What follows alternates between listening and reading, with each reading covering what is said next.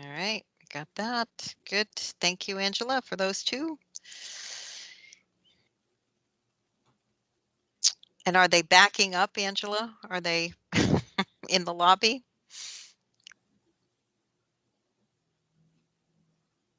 Not yet. Let me take a look again. Okay. No, they're not backing up. Okay, here Okay. we Thanks, go. Michael. We have a few. You may want to send a note to Tim and ask him if he's having any trouble. Okay, I can do He's normally he is on it. He's normally, so just to make sure he's okay. that. If you've just joined us, here I he is think he just speaking. See, I know. Hello, Tim. It was so Hi. funny. I said, Angela, you may want to touch base with Tim because he's usually right on it. So welcome. Sorry, am I late? No, no, no, no. It's a minute. We got a minute. Um, Tim, we're delighted to have you. And it sounds like you're going to be briefing a lot of places, and we even have some guests from the Civic Federation. Oh, okay. So we're delighted that that you could come give us an update. So we will welcome everybody and welcome our guests. And we're delighted to have Tim. He has visited us many times, but I think he has good news this time, and will give us an update of where the Broadband Authority is and what he thinks is going to happen in 22. So Okay. Tim, I will turn it over to you, so Great. you can Am I start. able to share my screen here? Yes, you are. Okay, let me see. Just a minute. All We right. can, we can see it. You can see it. Great. All right. And So here I'll begin.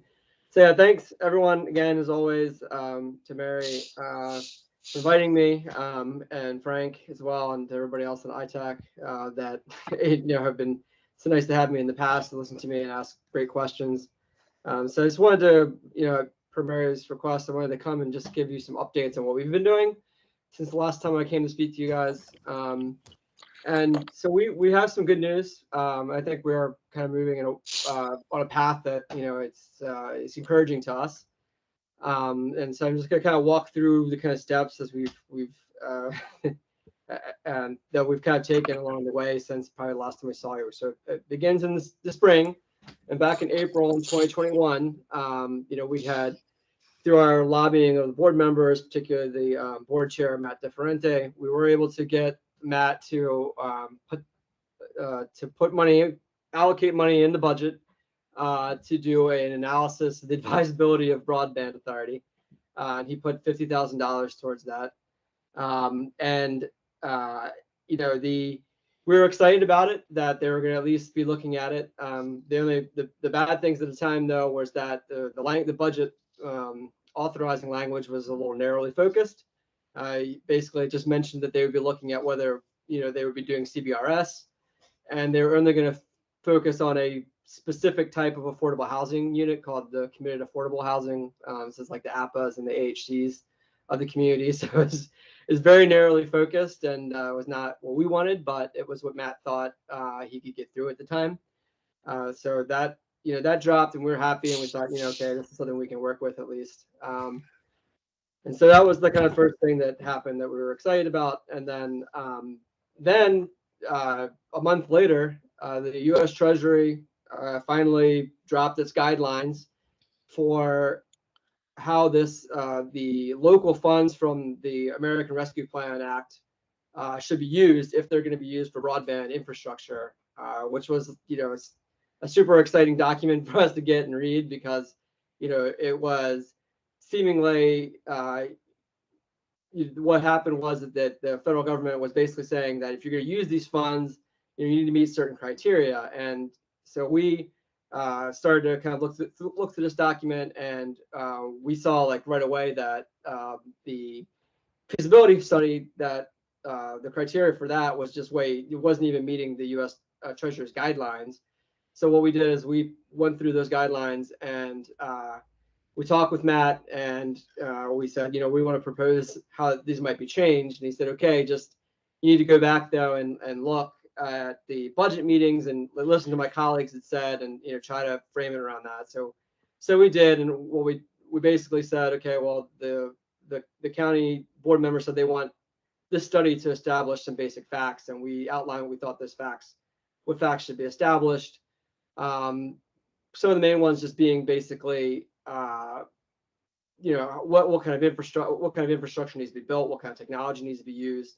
From our perspective, what was really great about the U.S. Treasury guidelines was that they were saying that this infrastructure should be meeting a 100 Mbps up and down symmetrical standard, which basically, for us, our focus has to this point basically been on trying to get the county to look at building out fiber infrastructure, because for us that's the technology of the future, and has the best return on investment, and is just best suited to meet the needs that we have in the community. So that having that kind of 100 by 100 symmetrical basically said that if the localities use this money for broadband infrastructure, it needs to be fiber, which was great. And some other points in the Treasury guidelines was basically that the localities themselves can determine need. They said that a rough guideline should be whether you're meeting 25.3, but they also acknowledged that 25.3 is not a great standard, and so that counties and localities could determine their own standards for meeting what would be basically underserved and unserved, which was great. And then I think basically the other portion of it was that they said that if this is built out to help low income or underserved neighborhoods or households, that that this infrastructure could also be used to serve anyone else that's in that vicinity, regardless of their income level or their need, and including including businesses, including anchor institutions and things like that, because they said that they recognize that to make these projects viable, they would most likely have to have a broader population of subscribers than just low income, essentially. So all things that we had been kind of stressing to the county all along in terms of doing a feasibility study. So we put together, our parameters and sent that over to them, and we started meeting with them again. And one of the major coups for us was that we got Christian Dorsey to kind of come around, and he actually started reading all of this and got excited.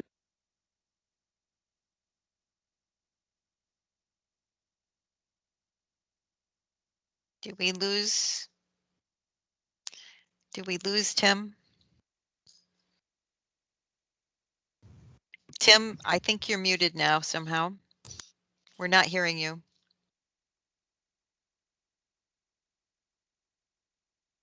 Tim?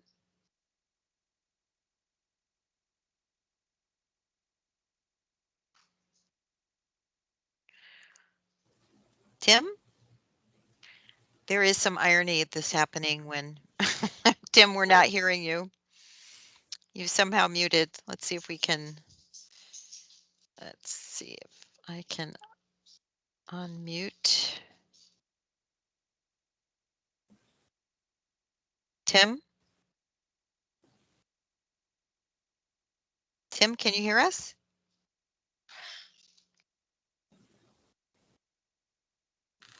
Tim? Yeah, Angela, you're trying to unmute him, right? That's Right. strange. Okay, let me keep trying. All right, let's see. And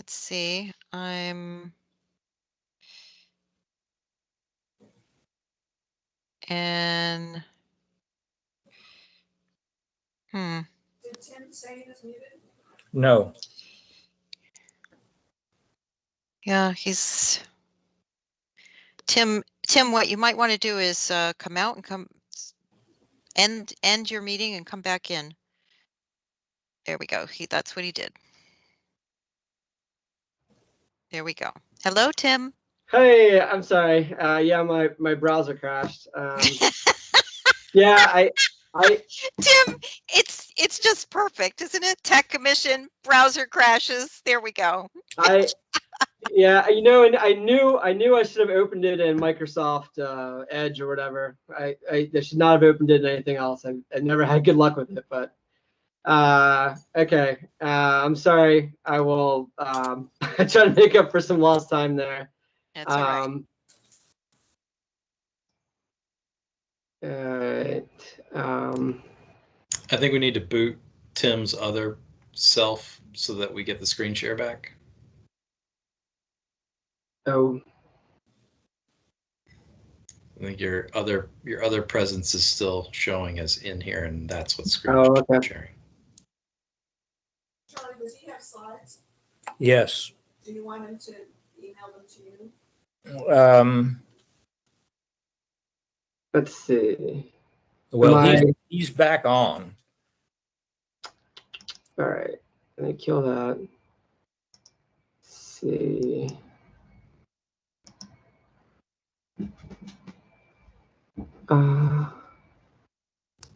Angela, I think if you remove the Tim D. ARL Fiber guest. Yeah, I'm about to do that right now. Here you go. Yeah. Then the new Tim D can share. There you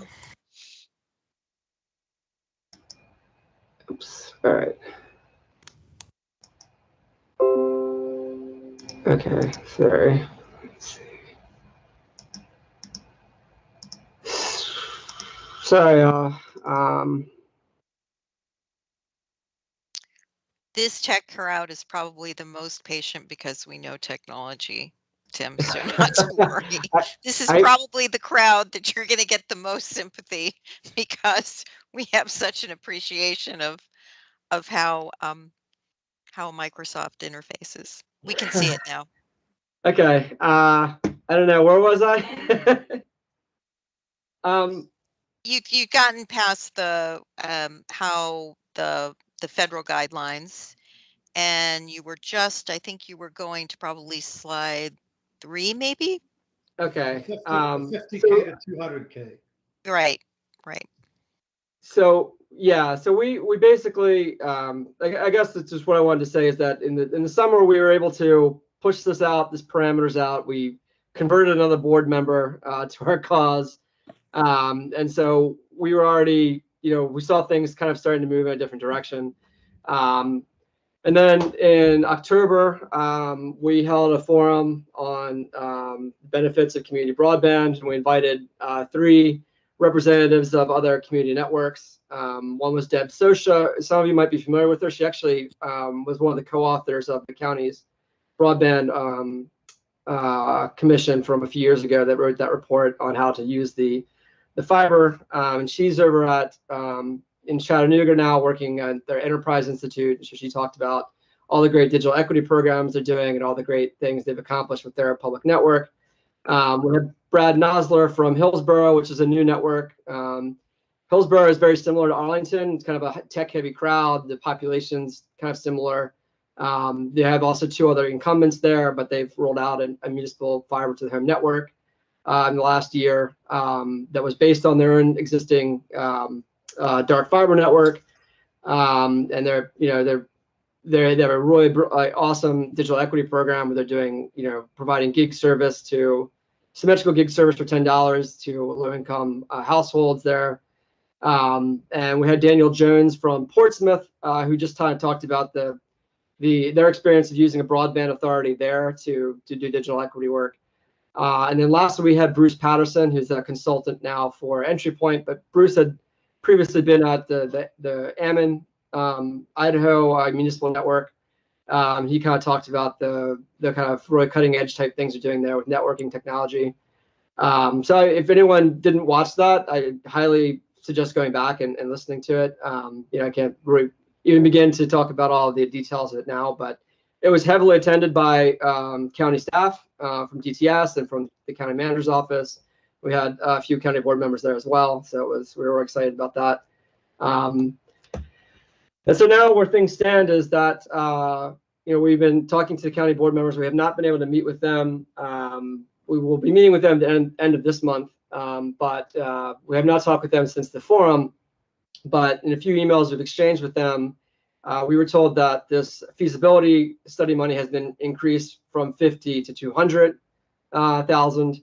3 of the 5 members are in favor of expanding the scope to look at the entire county rather than just a few neighborhoods. The staff, from what we've been told, are working on the criteria for RFP, and I guess we will have a chance to provide some input or feedback on that. And I would say with the state election results,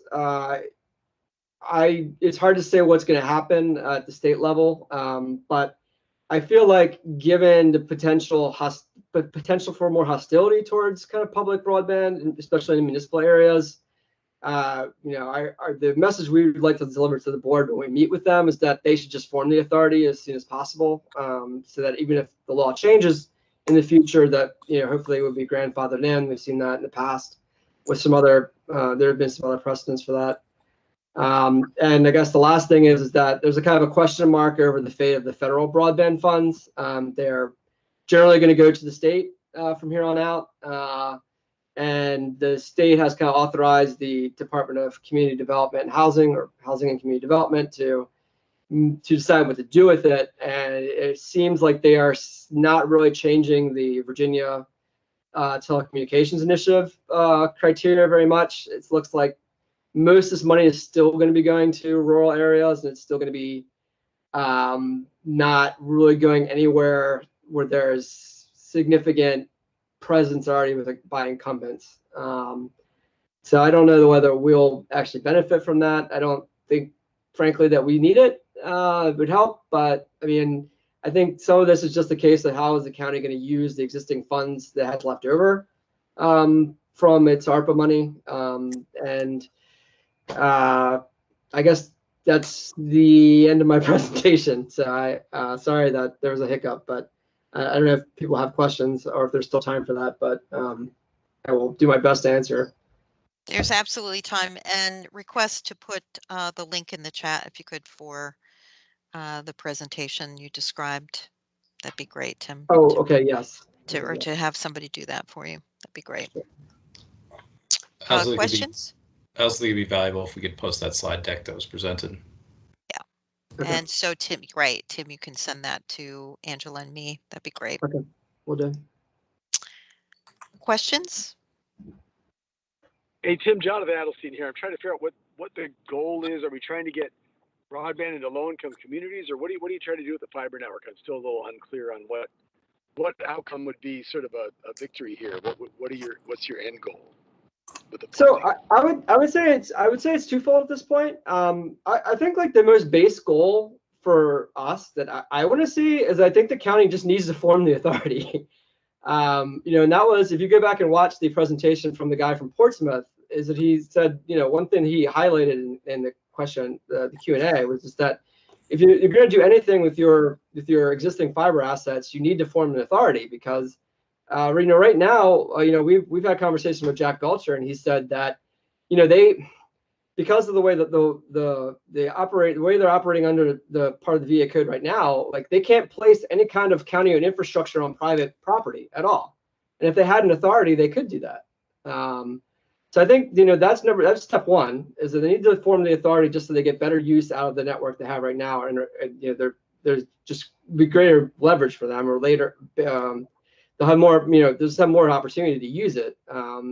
Specifically, I would also say that if people didn't know this, the county right now, they built these quote unquote Wi-Fi blasters on Columbia Pike, based in and they have no legal authority to do that other than a letter they received from the telecommunications lobby saying that they could do it for the duration of the pandemic. Mm-hmm. I think it's a very precarious position to be in. We don't need to be. I mean, we can form the authority and take over those assets. So that's number one. Number two, I mean, what I'd like to see is them to do a very serious and robust feasibility study that tells them what it would cost to do something like a Chattanooga network or a Hillsborough network, where you're basically, we would want to probably prioritize starting in some of the neighborhoods or parts of the county right now that are underserved, that we know are underserved. But basically, if any infrastructure is being built out, it should be planned to let people subscribe to it and provide a better service than we have right now through the incumbents. So I mean, that would be what we'd like to see, coming next, is that this feasibility study actually shows what it would take to do that. So So I guess like I don't know if that, I hope that answers the question, but that's the kind of like one first step, second step that I would like, we would like to, as an organization, like to see them take. But I mean, yeah, ideally we would like to see Arlington create a municipal network. Whether that, I mean, that could operate a number of ways. Doesn't necessarily have to be the county providing the service directly. I think that would be the easiest way to do it, frankly, rather than trying to find a private part. The public-private partnership, I think, is very difficult. And I mean, or doing a kind of open access network can also be difficult. I mean, you have to find people that come on it and all of that. But I mean, there are options. And I think that some of those things can be studied in a feasibility study. But yeah. So anyway, that's what we would like to say. Mike? What about things like the JBG thing? We have a success in our belt now. We finally got that system used for for the national landing. And can we do more of that kind of thing? Would we need authority to do that? It just seems like a good model. I mean, having an authority would help them do a lot of things. I mean, having the authority would allow them to build laterals onto private property, to connect actual physical assets to private property. I mean, there's kind of things they can't do now. So if they want to do more of that, and they want to take the burden off, I mean, they could potentially do that and still use the leasing system. But I mean, all these things, they can be debated, obviously. I honestly don't think it's necessarily ideal. Like for me, the reason I think that the beauty of the public network, like things like you'd have, like once again, looking at Chattanooga and a host of other networks or cities that have already built their own network, is that you have a not-for-profit provider that's trying to provide this as a utility benefit. And I think that as you've seen a lot of those networks, what's been amazing about them, if you look at some of these networks that are existing, rather than the cost going up over time, like we've seen with Verizon or AT&T and Comcast, the prices go down as they expand the network, because they're not necessarily trying to make a profit. I mean, they're trying to cover the cost, but they're also not cherry picking. They're also doing all kinds of amazing digital equity programs. And so how you do that when you have a multitude of private providers that you're leasing to, I don't know. I don't think that hasn't been shown to work yet, as far as I can tell. So I mean, that once again, like if the county wants to go that path, they could. But having the authority, yes, would help them do a lot more with the network and potentially make it more appealing to private entities if they wanted to go a leasing route. Yes. Mike? So Tim, thanks for your work on this. It sounds like you're making good progress. I'll bet you noticed that the county entered into a exclusive lease for the bulk of the dark fiber with JBG Smith. And there's a couple aspects of that I wonder if they might be an opportunity for your effort. The first was the proceeds were associated with making progress on the county's digital equity intentions. So there's $3.7 million that it was at least sort of rhetorically associated with allowing the county to move forward with a variety of things, including digital equity. And the other is there's a joint management agreement that would allow the landlord and the county to have one manager of the fiber network and the electronics that build it out. Is it possible that with an authority and with the uncommitted fiber available to the authority, that the authority you're talking about could just be a third party in that common management agreement? I mean, yeah. I mean, there's no reason why they can't. I mean, like the authority is kind of a weird thing because it's kind of like this, magic wand type of function that is really just a legal authority that the state provides them, and so they can still have work separated out in different ways and have the authority, basically just as a separate entity that is doing that kind of work. I mean, it just, the Virginia law also, provides the opportunities for governments and localities to transfer assets between government entities without having, bids or anything like that. So it would allow them to move around their assets if they needed to. I mean, like I said, I mean, I when you get to that kind of higher level, kind of engineering and administrative decisions, I mean, that's kind of above my comprehension and my competencies. But I mean, I think I think it could, based on what we see with the way other localities are using their broadband authorities. Tim,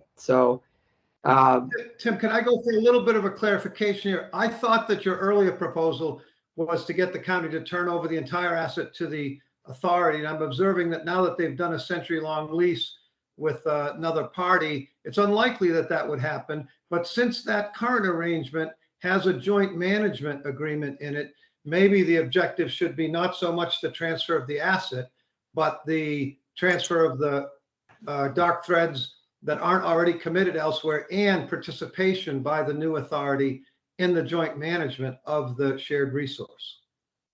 Mike? I don't think they're going to take it away from JBG Smith now that they've signed a 100-year lease. Mike, can I just interject for a moment, just for clarification? This is Takis. Sure. The agreement with JBG is only covering the use of a partial asset. So there are a lot more fiber channels available for us. We keep them, we manage them. And my understanding is, because we have asked that, all options are feasible through the capacity that this remaining capacity would have. The only point where we intersect with JBG is who would maintain, if something happens to the fiber, if, in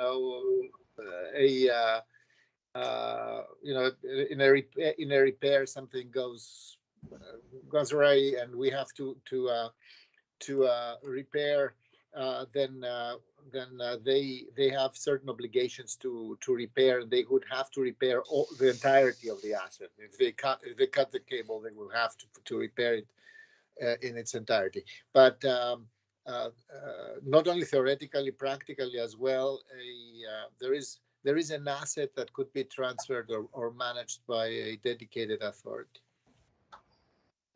in Crystal City, in National Landing as well. So that's not off the books. I mean, the thing is that from what I understand, I mean, like the county still has, over 600 something strands. Yeah. 864, I think. Right. So yeah, in total, sorry. Yeah. 600, Mhm. It was 600 something that was available for lease. Right. Yeah. In total, yeah, it's even much higher than that. So, I mean, what they gave to JBG, I mean, that's like, nothing. It's, as far as I can tell, in terms of the amount of infrastructure that's been handed over to them, that seems pretty, I mean, there's just like a ton of capacity left over for that can be turned over to the authority. I mean, I still advocate that they should turn over everything to the authority, because, I mean, just why not? I mean, the authority has the most ability to use the assets. I mean, like I said, Jack Belcher and whoever is in charge of Connect Arlington right now, you form the authority. Okay, Jack now is head of the authority. Nothing's changed. It's just, it's just that, you haven't even built out or hired anybody new. It's just that you're placing all these assets under the authority instead. That's what, that was the advice that was given to us from the guy who set up the Eastern Shore Broadband Authority. So I don't understand why they don't just form the authority and transfer everything to it, and then you let the authority do it at once. Tim, you also have a question from Phil in the chat, and then John, you'll be next. When, if all deserving communities in Arlington are served, what level of continuing funding would be required? I mean, that's exactly what the feasibility study should be determining. It should be determining what it would cost to build out and to service, and what the operating costs will be long term. I mean, the county is going to have to bond to build this out. I mean, if it's going to do anything substantial. I mean, I haven't seen any. There's no public network that exists out there that hasn't done that, with the exception of Ammon, but they had access to legal tools that we don't in Virginia, unfortunately. But so, I mean, like the feasibility study should be determining cost. I can't tell you how much it would cost. Understand. Yeah. Thank you. And John, next. Thanks. So Tim, you said then the authority can do whatever it wants, and my favorite question around here is, are you aware of any existing board policy, guidance, direction on what the priorities and strategic vision for such an authority might be, or is that a to be done? So I mean, for what we've asked is that should be kind of determined in this coming up with the criteria for an RFP for feasibility study. I mean, we need to ask what questions, what if we form an authority and we're going to look at increasing the scope to the entire county. I mean, there's kind of questions kind of need to be hashed out. So you're not aware of any existing kind of strategic guidance in this space? I mean, they have some strategic. Well, I don't know about strategic guidance. I think the majority of the guidance right now is just dealing with digital divide issues. And so, I mean, they originally were supposed to do a project with New Urbana that was supposed to be kind of pilot on using CBRS to provide wireless internet access to a few of these community affordable units owned by HC. But from what I understand, like they've walked away from doing that. Based on some technology issues. So I think that, other than trying to bridge the digital divide, I don't know that they have a strategic plan that looks at this as a kind of community development or economic development writ large kind of project. But I mean, obviously I think that should be figuring into it. I mean, just the level of services you can get if you're not like kind of a carrier grade client. In Arlington isn't really that great. I mean, if you look at what they're doing over in Chattanooga or in Hillsborough, the two examples we have from our broadband forum, like you can go and get 1, 2, 3 gigs symmetrical for small businesses, that need it and want it. And that's pretty cheap by comparison to what you'd pay for it here if you can even get it. Great, so thanks. Yeah. All right. Any other questions? All right, Tim, as always, Jackie, you have one? All right, final one. Go ahead. Yes. Jackie, we're having difficulty hearing you. I think we're not hearing you. Do you want to put your question in the chat?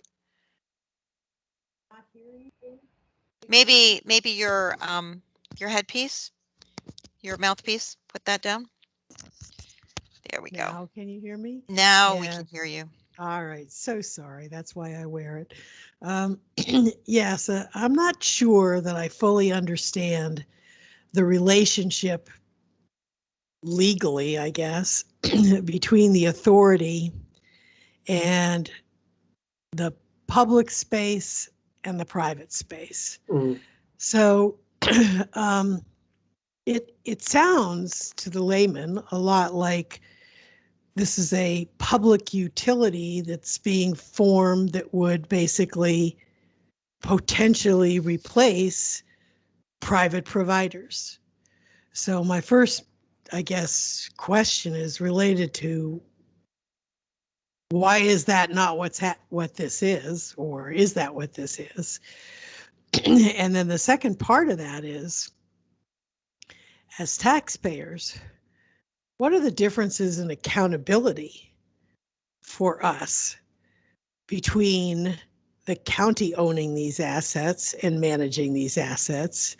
And maybe it would be our own Jack Belcher, but he would managing an authority. But what's the difference in accountability to the public if it's the authority taking the action versus the county? Yeah, I mean, it's a good question. Essentially, the way the authority would work is that the county would be forming a separate board to run it, and I think that's generally going to be people who are in charge of it. I mean, it has obviously it has a kind of public interest. I mean, obviously some of this would probably come out in whatever work goes into building a charter for it. But I mean, this is a public interest entity that's would be building out infrastructure for public interest as a utility. Yes.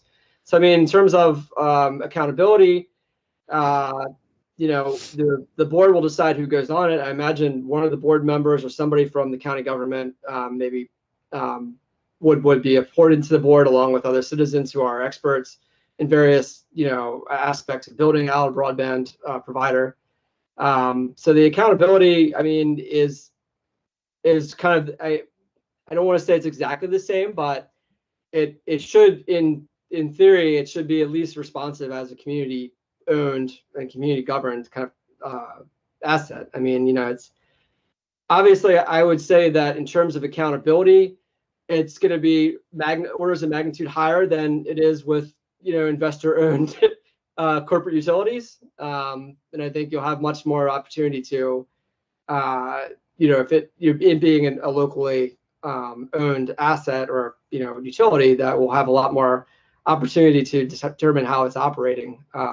But like I said, I mean, I think some of that can be, I think you can by in terms of how you structure its charter and all of its kind of mandates, I think that would really help go a long way in terms of making sure that it is accountable. And there may need to be kind of subcommittees or commissions that provide input at a citizen level to it. I mean, those are kind of more in the future questions, but I mean, it's a good one, and I don't have a necessarily kind of a straightforward answer to it, but I think, like I said, I mean, just in terms of being able to set a charter that determines what this thing is going to be doing, I think we'll be able to determine the parameters of its accountability. So I hope that. What about the first question? The first question, I mean, to the degree that it will displace the existing providers, I mean, that is a question of whether it's providing better service for value over time. And I think that, with all the public networks that have been created over time, like it's a process because, it has to establish itself. It has to, demonstrate its ability to essentially compete.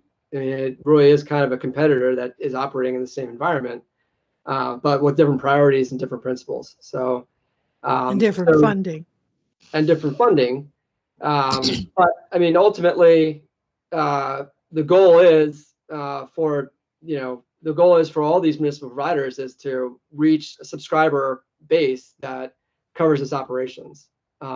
So the answer to the question is yes, it would be a public authority, and yes, on the long term, it might displace private sector in favor of this public authority. Is that what you're telling me? Yes, the answer is yes. If it's doing a better job, yes, I would hope it is. Mike, you have a follow-up question? Yeah, I think that's a really important question, Jackie, and I want to voice what I think my answer is, so Tim can either correct it or not. It will change the basis for competition in the private sector. From right now, which is, can I get exclusive access to this group of customers through my physical connectivity, and therefore have very little competition regarding my quality of service or my accountability to anybody. And it will instead say everybody's on a common playing field regarding access to this dark fiber. So the nature of the competition would change to more of what I think you were looking for. Like, can I keep my customers happy? Can I keep the county government happy with my quality of delivered services, not with my exclusivity of connectivity in a certain geographic space? So it's going to expose the private sector to more competitors, but I think for all the right price and quality of service reasons.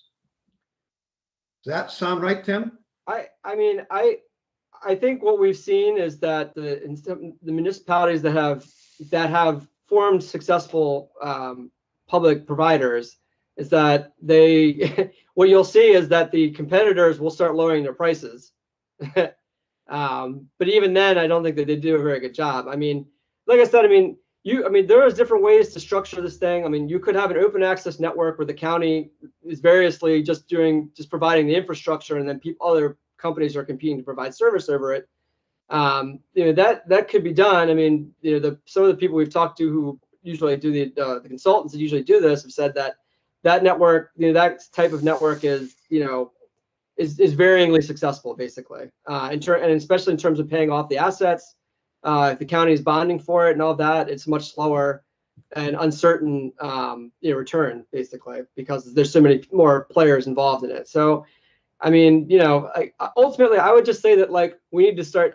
We think you start thinking of broadband or internet as a utility. And right now, we only have one water that's coming into our homes, right? I mean, do we think we should have? I mean, just it makes sense to just have one provider of certain things that are natural monopolies.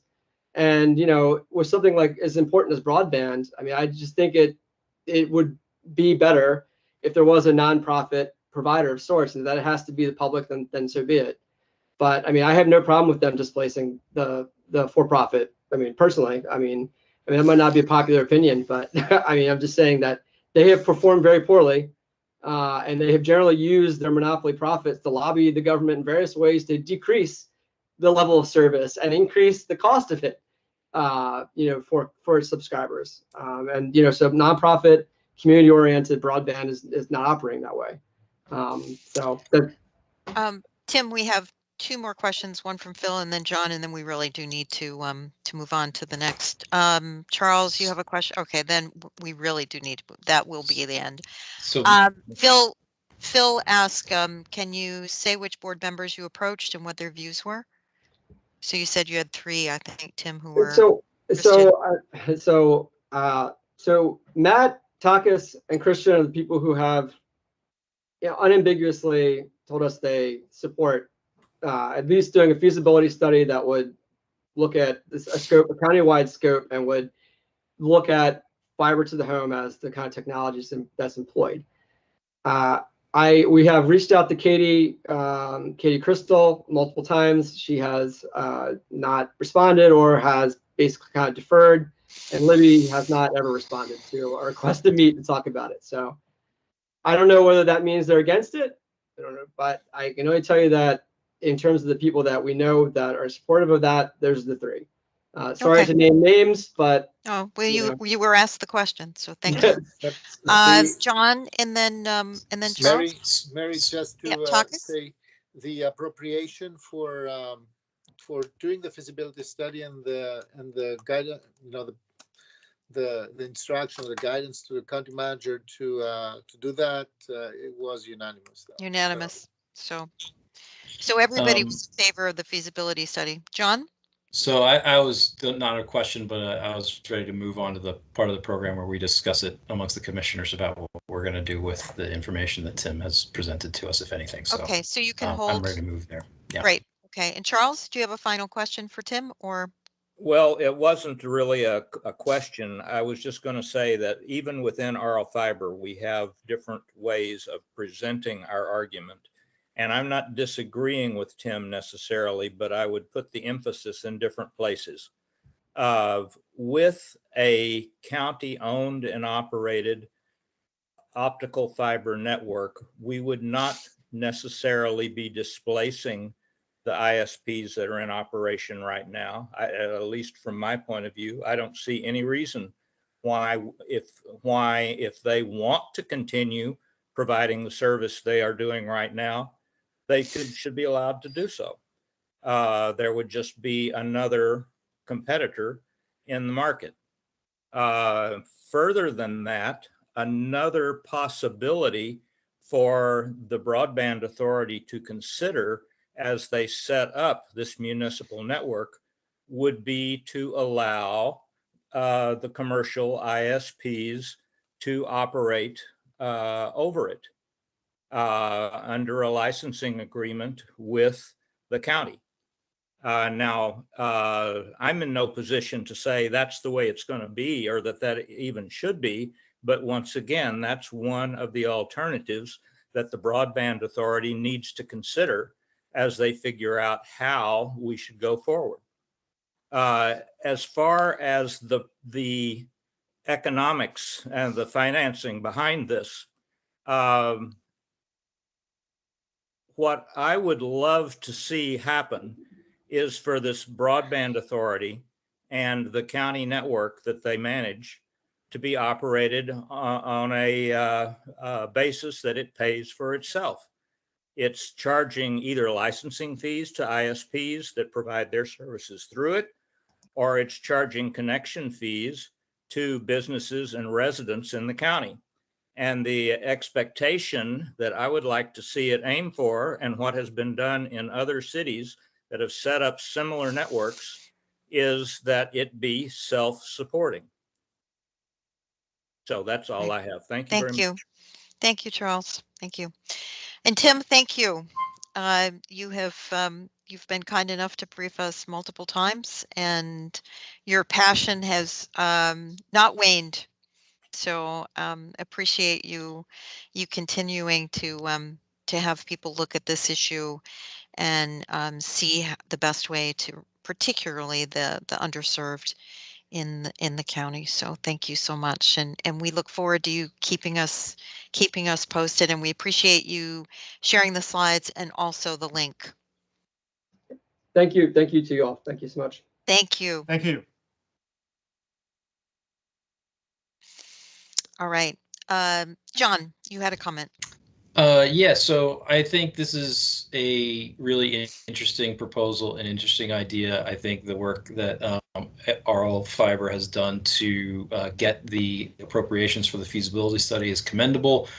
And I think that the commissioners are very much interested in understanding this further. What I would recommend is that the board would benefit from our guidance and counsel on what aspects the feasibility study should address, what critical questions should be addressed, because the devil is in the detail for this kind of thing, right? That's right. The law that allows us to create this this authority is very vague in terms of the requirements for it. So we're kind of like, you have to appoint a board, like that's about it, right? Mm-hmm. And beyond that, how the appointments happen, all of that kind of stuff.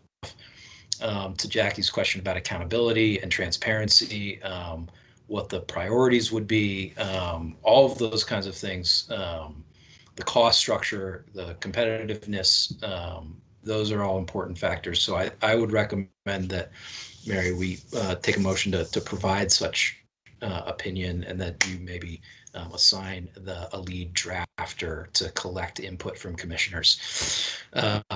I'm not volunteering for that position because I'm tapped out at the moment, but I would be happy to provide thoughts to a lead drafter. Good. Okay. And if you're, right. if you like that idea, I'd be happy to make that motion. All right. Motion on the table. Is there a second?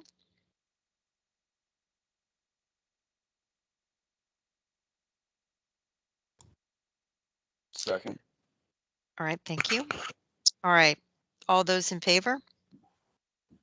Aye. Aye. Discussion? Aye. Would you like, Phil, you need more discussion to vote?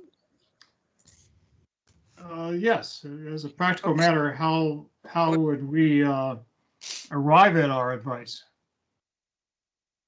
I think whoever Mary would designate to lead the draft would produce and solicit input from the commissioners as to the factors and considerations that the feasibility study should, in our wisdom, address. That draft would then be circulated back to the commission for review and comment and final approval at a following commission meeting once we have a consensus. Agreed. Phil, does that make sense? I'm a little skeptical about how smoothly that would work and how much effort is involved to do that, leading to very specific advice, especially since there's no well-formed issue that I can see.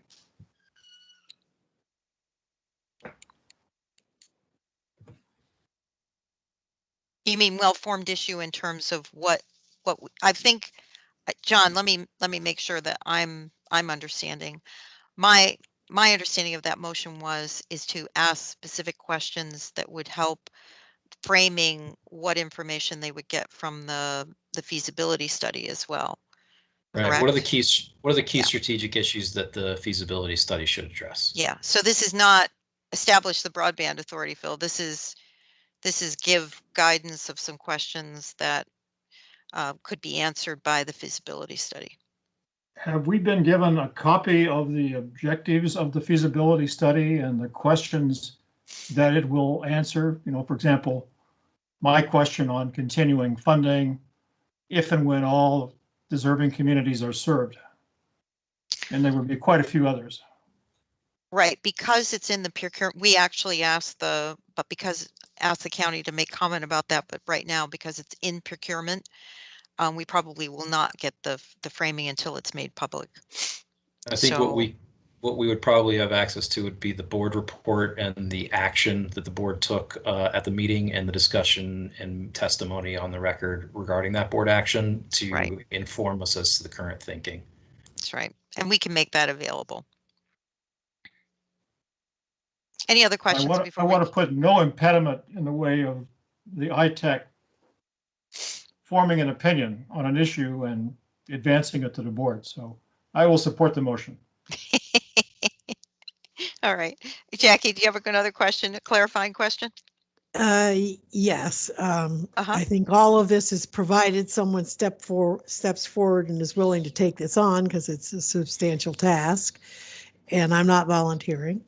And then the second thing is that I think it's possible this is a significant enough topic so that we might want to solicit input from the public about what questions they would want to see answered in a feasibility study. I'm a little concerned about waiting until after the procurement, because the procurement is going to have the criteria in it. That's for right. the feasibility study. So that's right. After the fact, I don't think does much. So yes, I think we should provide advice, but after the procurement, I'm not sure that it's advice for anything particular, unless. No, I think unless part of the fees, it could be that part of it, we ask that part of the feasibility study be that they include seeking public information about what criteria should be addressed. And maybe we could do that. And that's a very straightforward, simple thing to say, we want this procurement to include information and consultation with the public on what should be covered. Mm-hmm. Thanks, Jackie. Mike.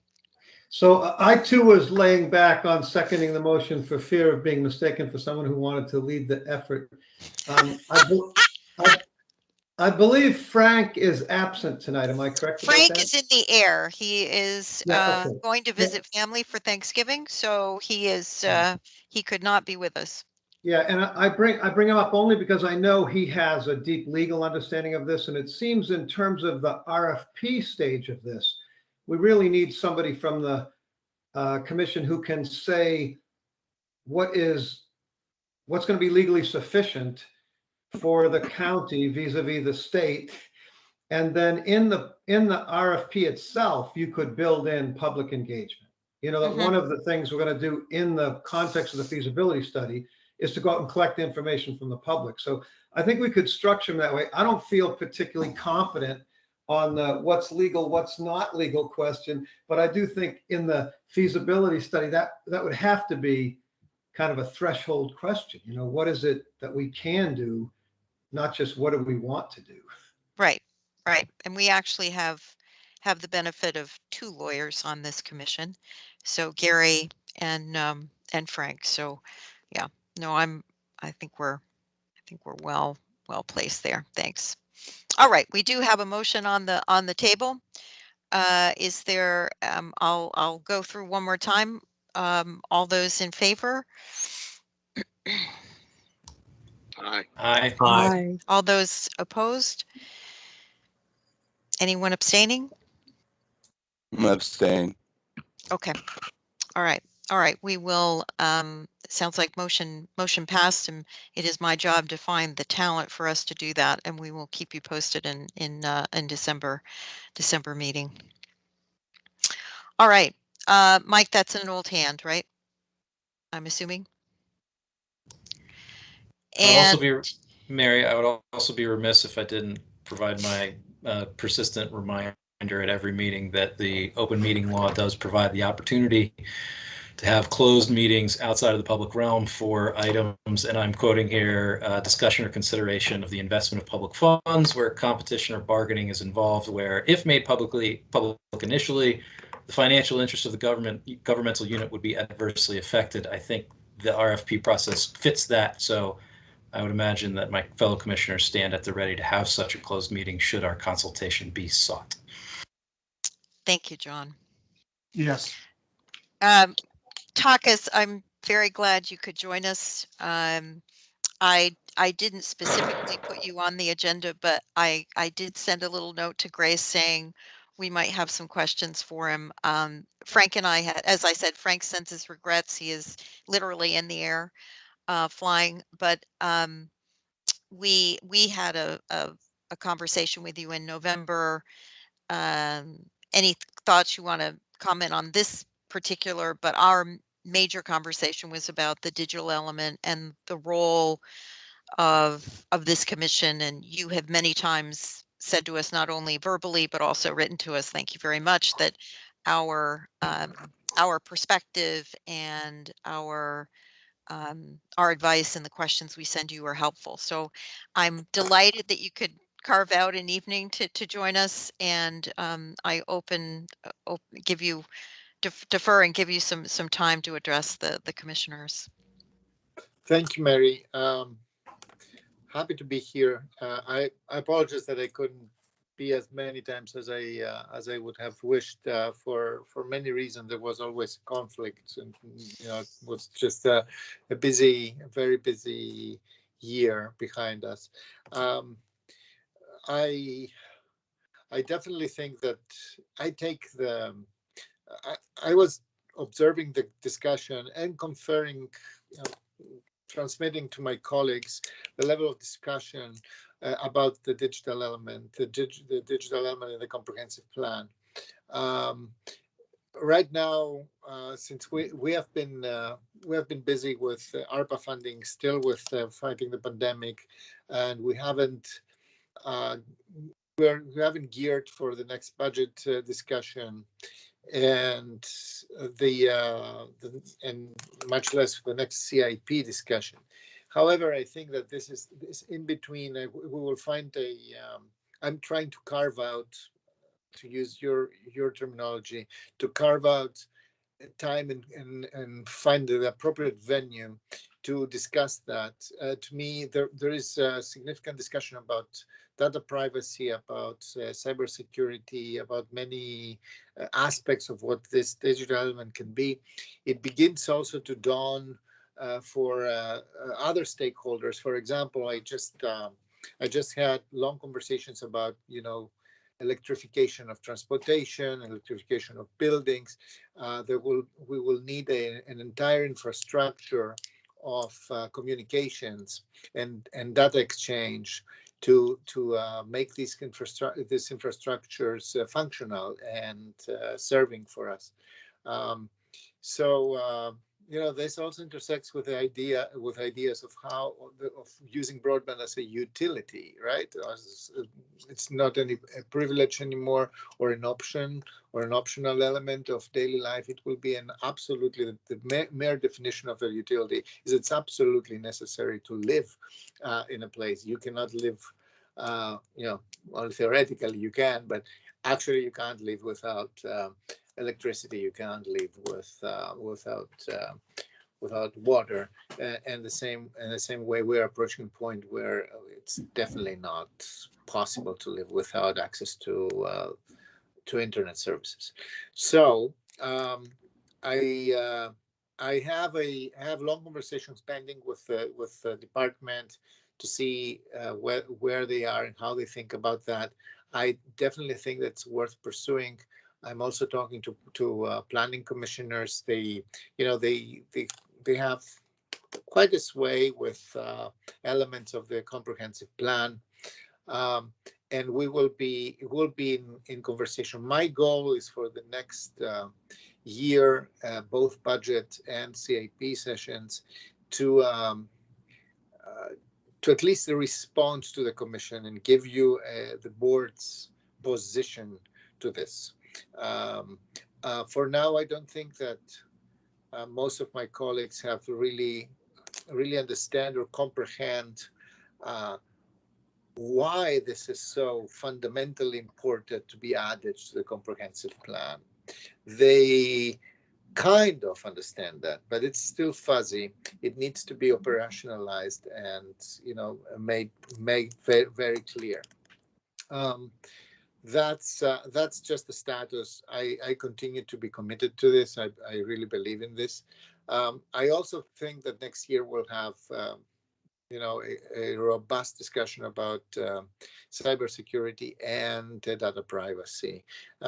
With the pilot in Clarendon, I think that several questions will emerge, and they will have to be answered. I expect that our staff will report to on this pilot, and there are several questions coming from different places in Arlington, including this commission, including the Civic Federation and others. So I do believe that we need to that we will have to have a venue to answer these questions, and I'm working on this. When will this happen?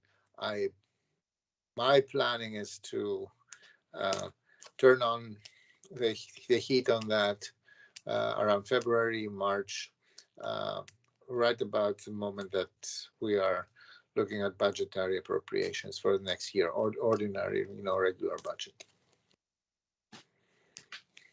Thank you. And So, thank and you again, also. thank you for supporting us with so much work. I made a note here to make sure that we publicize as much as possible and share the RFP for the broadband study, so that you can weigh in. I think it's a good thing to invite feedback at the initial stage. Great, thank you. And we really do appreciate your support, and you have certainly been very active in these issues. So, and we also, I know you have already committed to attend the privacy session that we'll sponsor in January. So thank you again for, you know, the things that we're involved in.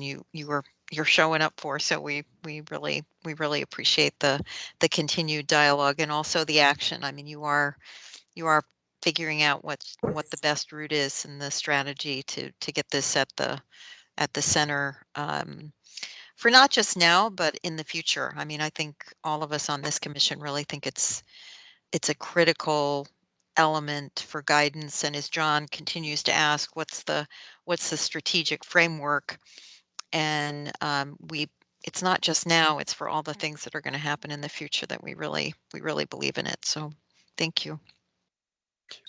Thank you for unfortunately I have to jump to a civic association meeting that's started at 7. All right. It is actually a great thing that you start at 6, because this makes it easier for me, at least. Good. All right. Thank you. You take care and happy Thanksgiving. Same to you, to everybody. Happy Thanksgiving. I hope I'll see you next month. All right. Thank you. Bye-bye. Okay. Thank you. All right. Speaking of privacy session, but before we get there, I have the date of our meeting next month is the 22nd of December. I wanted, before we stuck with that schedule, I just wanted a pulse. You know, you all have been great at participating. We've had, you know, we haven't had quorum issues at all. I just, particularly because there'll be no guest speakers, we're just going to talk about what the important issues are that we want to focus on. We'll also obviously have some conversations about the privacy session. So I wanted to make sure that we'd have as near full complement as we could. So I wanted to ask, is the 22nd doable, or do you want to move it back a Wednesday? What's the sense of the group?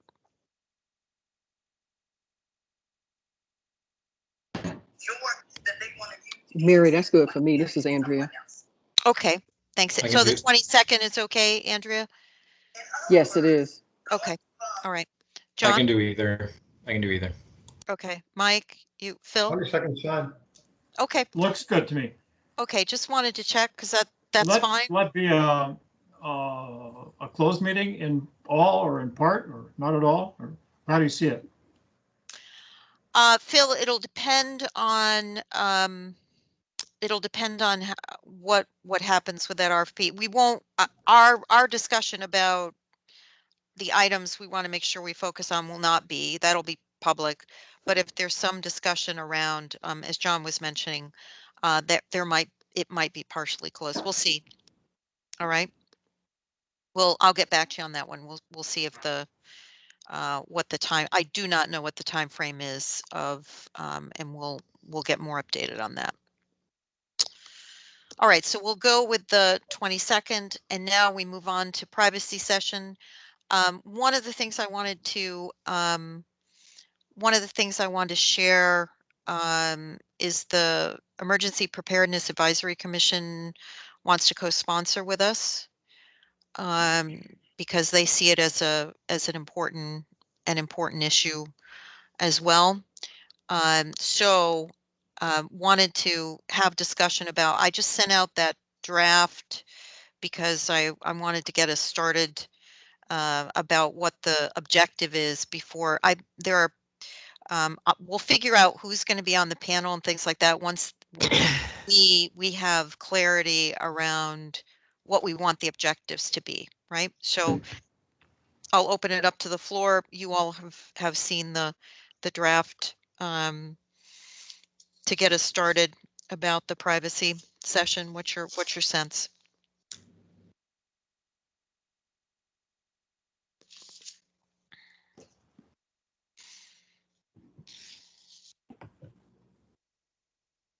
Mike?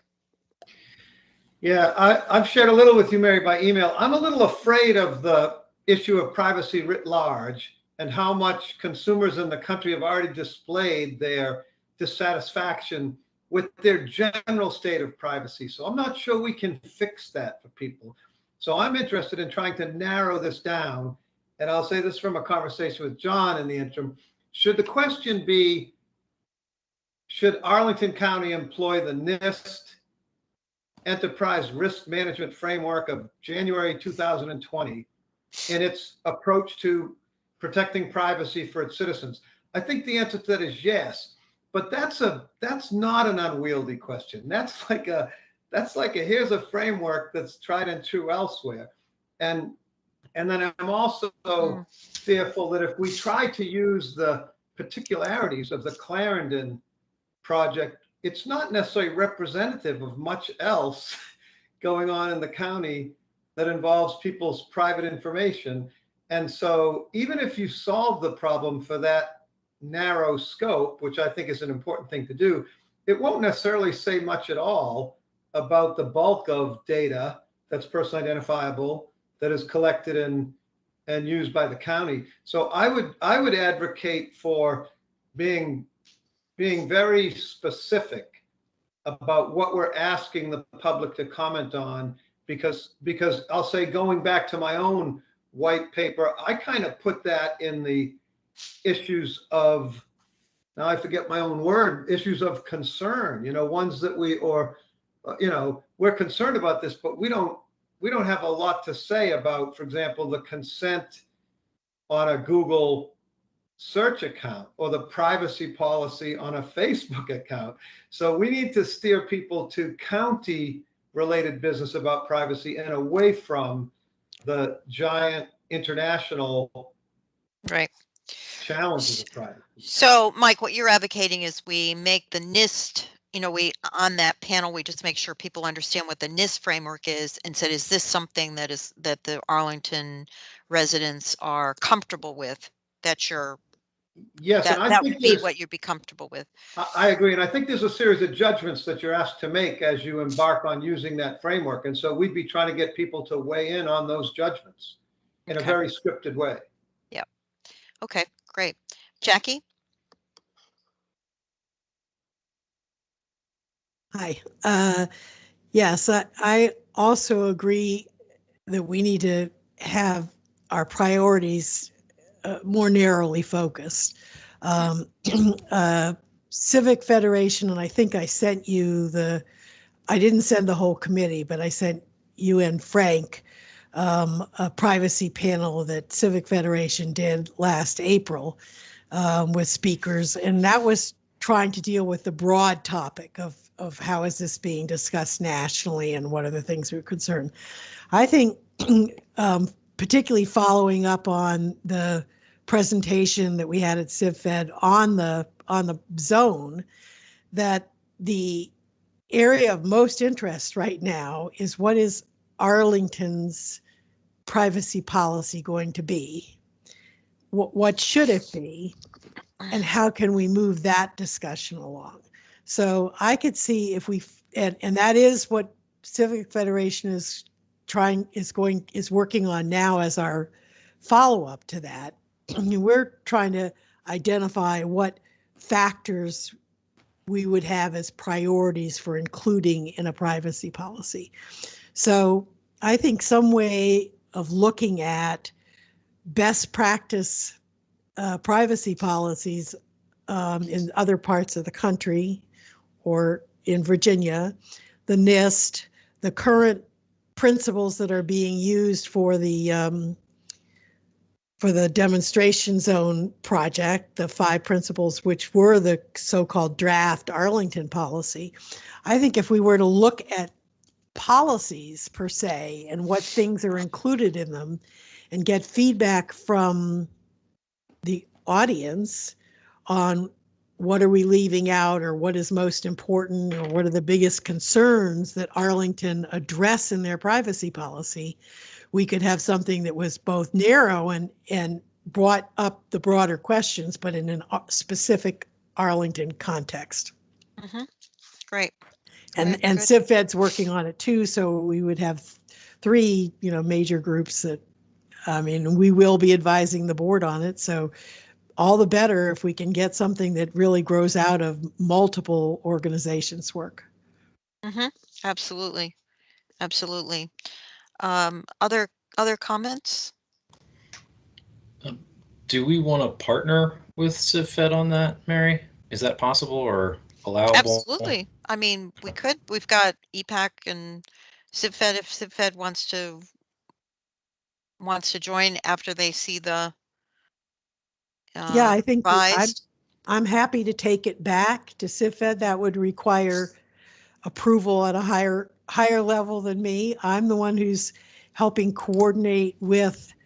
We have 2 CivFed committees that are working on this now. So there's at least 2 leads there, and we're working with our chairman of the board to make sure we have a joint project of these 2 committees. So we would have to figure out some way to fold that in, and probably would be through our board chair, who's also our vice chair, Nicole Marlene. If possible, Mary, that would be my recommendation, because we are not very well practiced at putting on events, and producing an event that is a good event is no small task. So I think we could probably lean on our friends and neighbors who have done that on a regular basis to maybe help us with that. Yeah, and we'll have the revised. Go ahead, Phil. Have any specific speakers been engaged or asked if they would participate? And if so, what have we told them about what we want to accomplish and what they could say that would be helpful?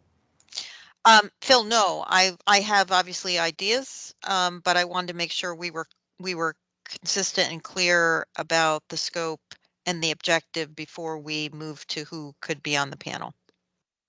So no.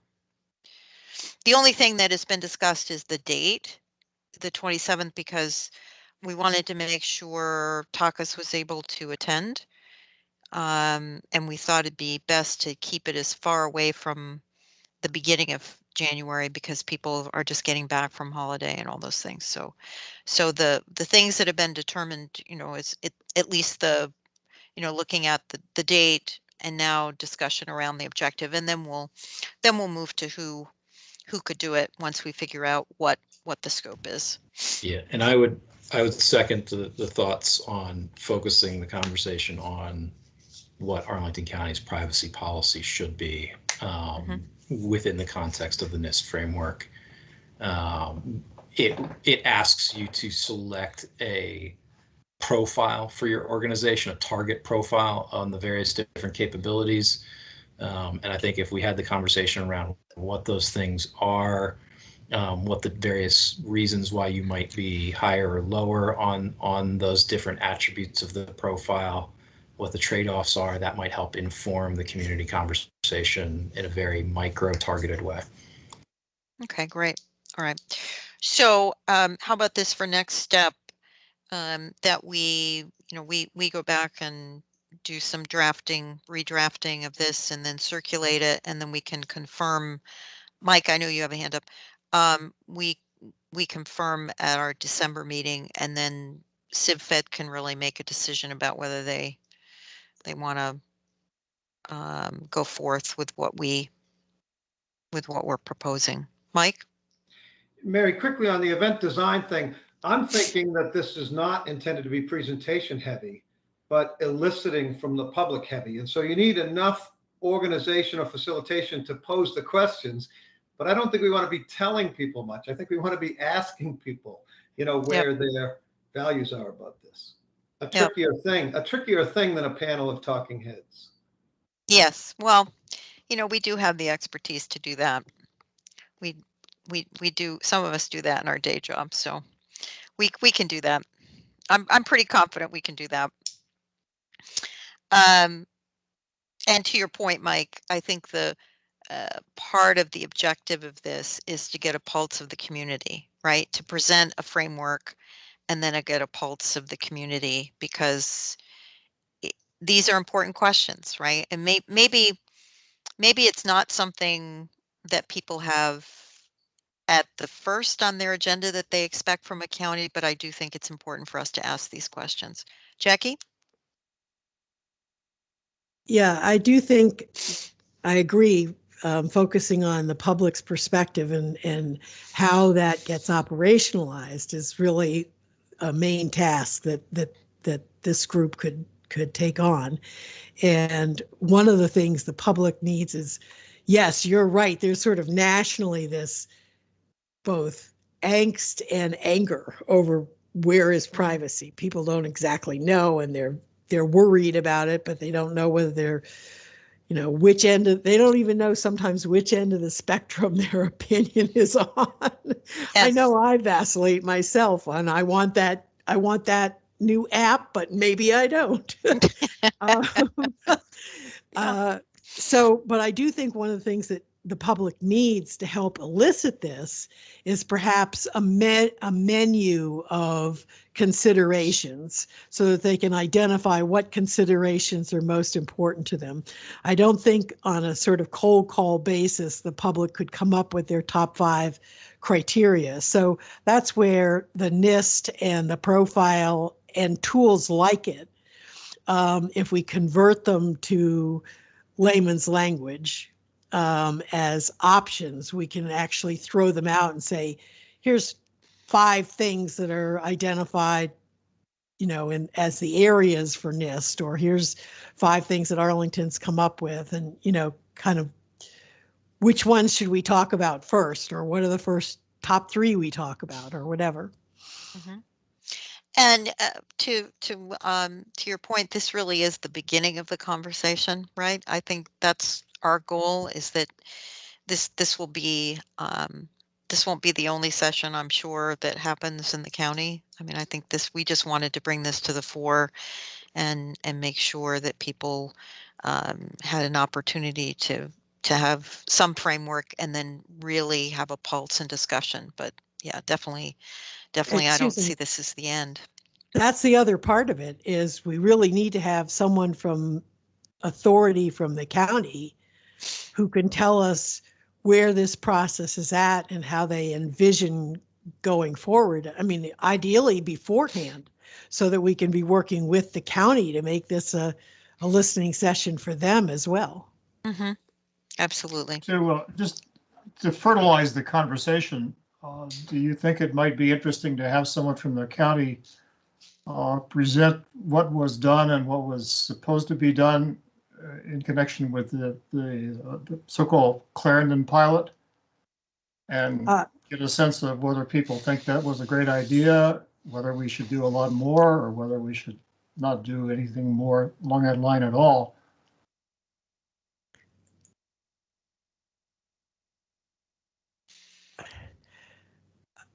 Are you, may I try a try at that, and John can help me? What we did was identified that what we had was not policy. That was the first step that we took, is that we had documents that were written saying Arlington privacy policy says, here are the 5 points. And we said, when was that adopted? And it was determined, no, it hadn't been adopted. So our first point was to say, you can adopt these as principles for the project, but we don't have policy. So that was first. And then it was determined that these 5 principles that had been previously identified would be used operationally and tested in the project. And I would say we have been doing that, although not necessarily going to those 5 things. There, a lot of the papers do reference those in answering the questions. And then because it's not at a detail level, these are 5 very general statements like transparency. We've been using the NIST framework to do the more detailed level review. So I would say the main thing from the project is to identify how critical it is that we have a policy. And I guess one of the other things that's been identified as we're going through the NIST is there's a distinct difference between our answers to questions at the project level and at the county level. Namely, we as a committee can give the answers to the profile questions on a project level, whereas we are not in a position to answer those questions, I would say, to any degree at all, with respect to the county. So for most of the profile, even though we've spent a lot of time talking about it, we're not in a position to even begin to do a profile on what is right now county policy or operational policy. Yeah, and I would second everything that Jackie said and add that I think the privacy aspects of the Clarendon demonstration project are the strongest aspects of the project, and the other questions about why this use case, why this location, why this technology, I think might lead us down a rabbit hole that takes us off course. And so I don't know that it's a good kind of archetype to hold up for inspection for those reasons. I think some of the learnings that have come out of that, maybe we can get someone from the county to talk about where we're at, but I think it's clear to Jackie and I that there is very good intentions and very hardworking people who want to do the right thing, and it is the Absolutely. Overall program inside the government is nascent at this point. And the other exciting thing I just need to mention is we talk about privacy, and then John listed a list of other questions and areas that are not our purview, but are also equally important questions, which we've also been asking. And I would say the exciting thing, I think, is that those questions are the digital element questions. Right. That's what they are.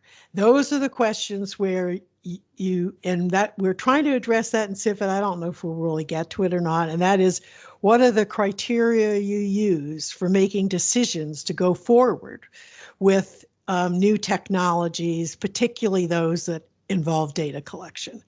And those are the digital questions, and those should be part of the digital comprehensive plan. And then you would have a framework for answering those questions when you have something new coming along.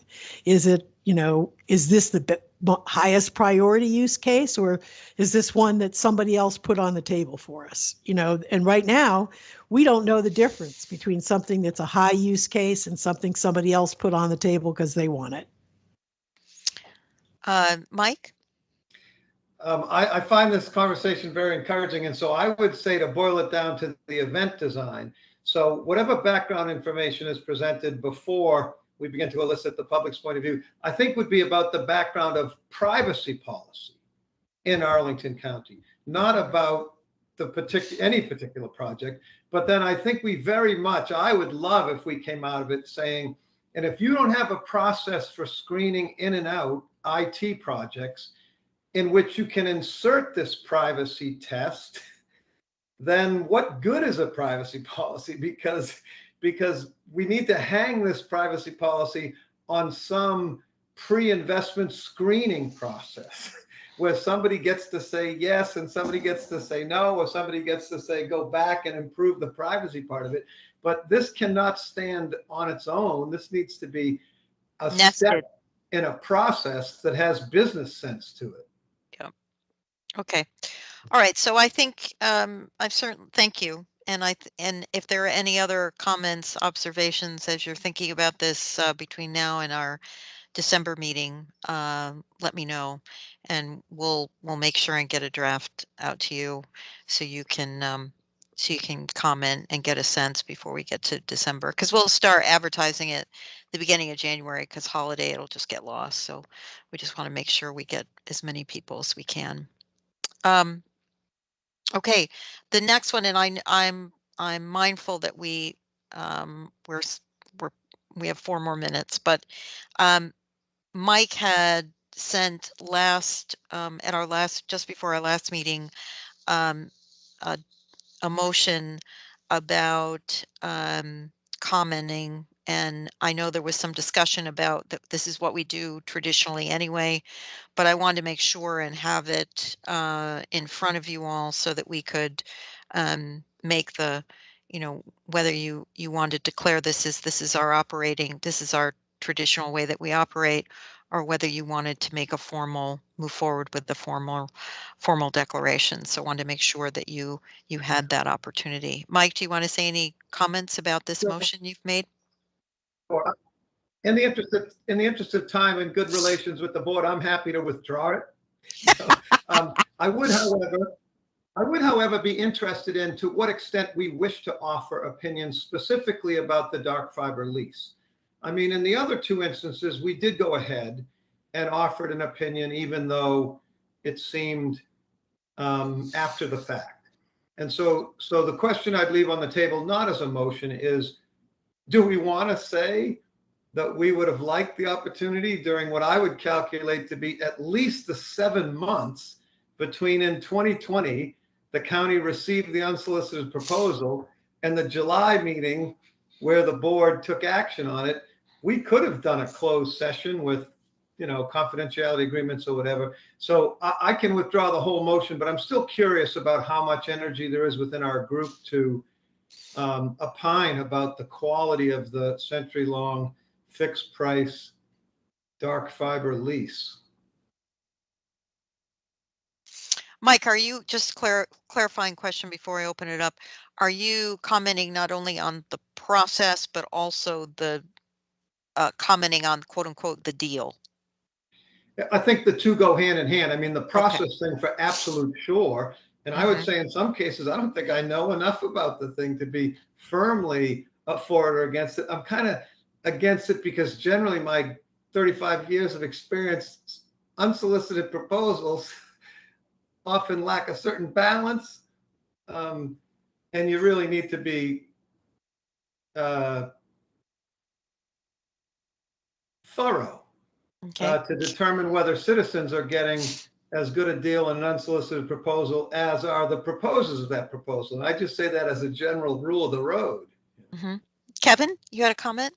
I did. Just, I was part of that when the meeting, and I guess the guy from the Economic Development Authority spoke, and the members of the commission had great input, and they seemed to be different opinions. And when Mike started talking about the 99-year lease and concerned about that, I was like, I was all on board. And then when Jonathan talked about, really that's kind of industry understandable in the industry, and he was on the broadband commission, I thought that was real positive.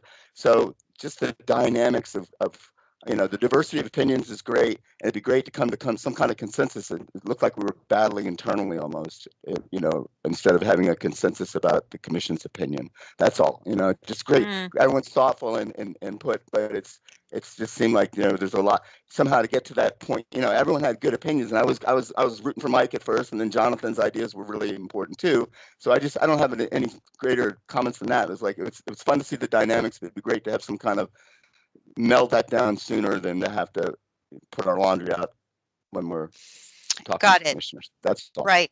Good point, Kevin. So there's in terms of looking at it from all different perspectives, and the good news is the commission has that, I think, some really on the continuum different perspectives. So thank you.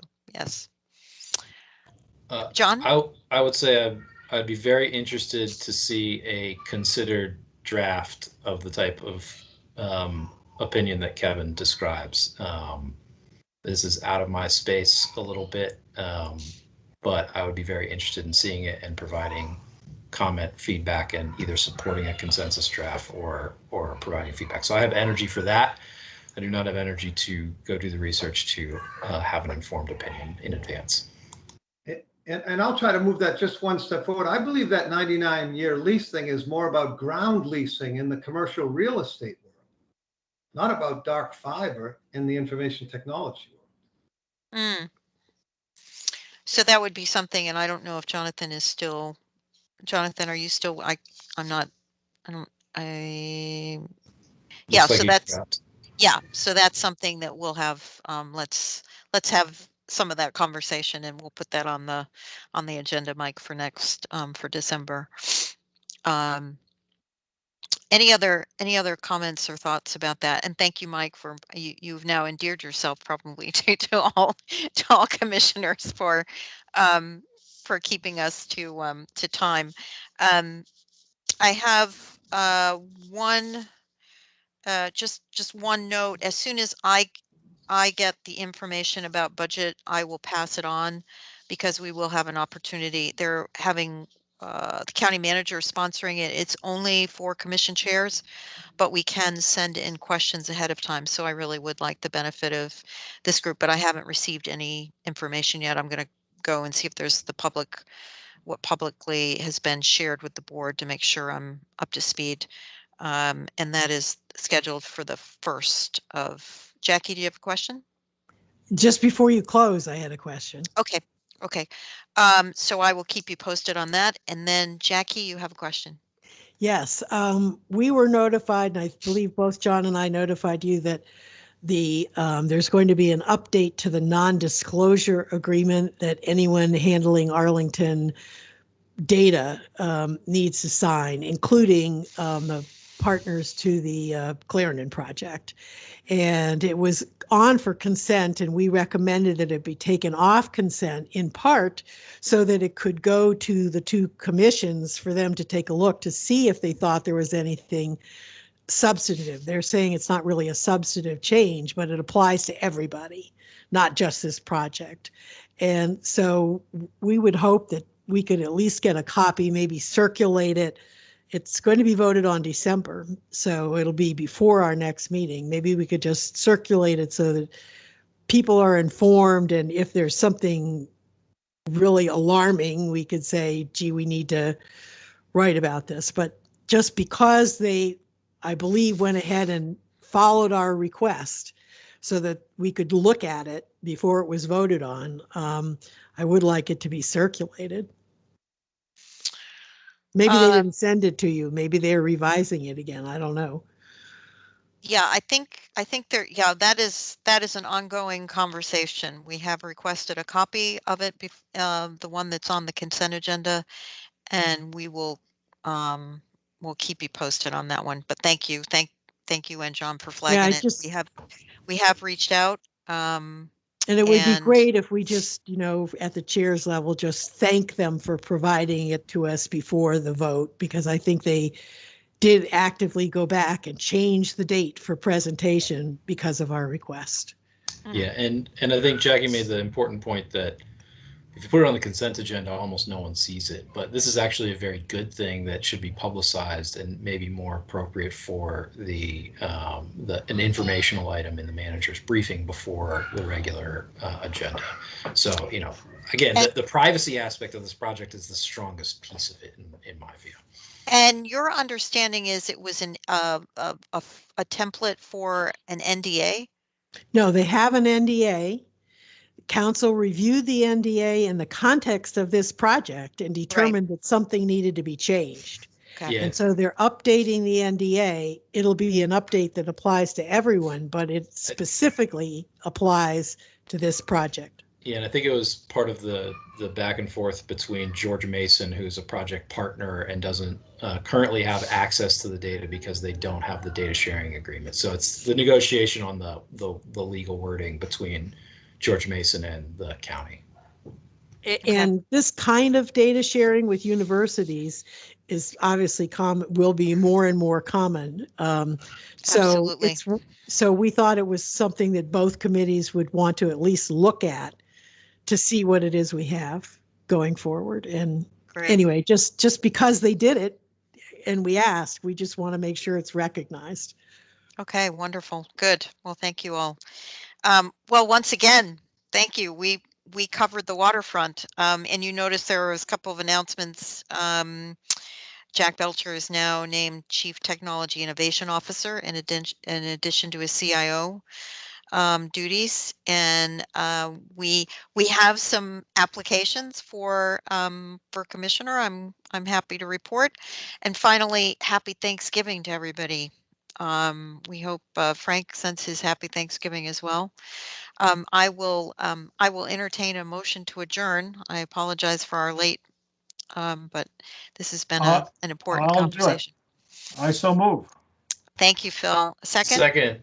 Thank you, Yes. John. All those in favor? Aye. Aye. Anyone opposing? All right.